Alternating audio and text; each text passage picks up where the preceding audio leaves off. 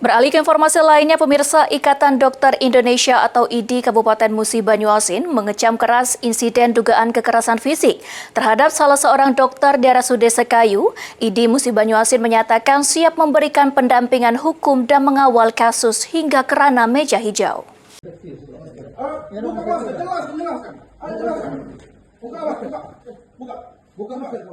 Insiden dugaan kekerasan terhadap tenaga medis di RSUD Sekayu, Kabupaten Musi Banyuasin menuai respon keras dari Ikatan Dokter Indonesia atau IDI Musi Banyuasin.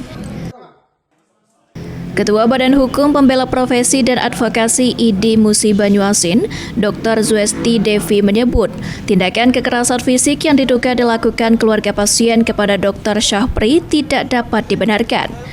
Di mana kejadian bermula saat dokter tengah memeriksa pasien sesuai standar operasional prosedur, yakni dengan mengenakan masker, namun prosedur tersebut justru memicu kemarahan keluarga pasien yang berujung pada dugaan pemukulan.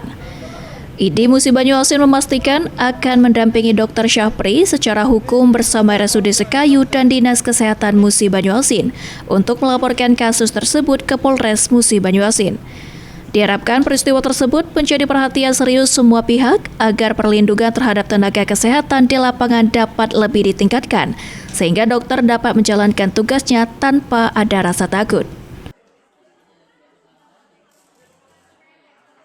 Kami dari IDI Kabupaten Musi Banyuasin dalam hal ini bagian siap selalu mendampingi, akan melindungi anggota IDI kami. Dalam hal ini kami mencegah jangan sampai terjadi kejadian seperti ini pada tenaga kesehatan, karena tenaga kesehatan dalam hal ini dilindungi dengan undang-undang kesehatan nomor 13 tahun 2000.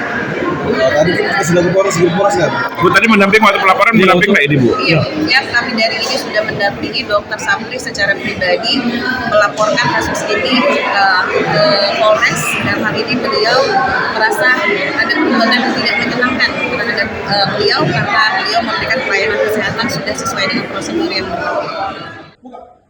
Ruzi Iskandar, PAL TV.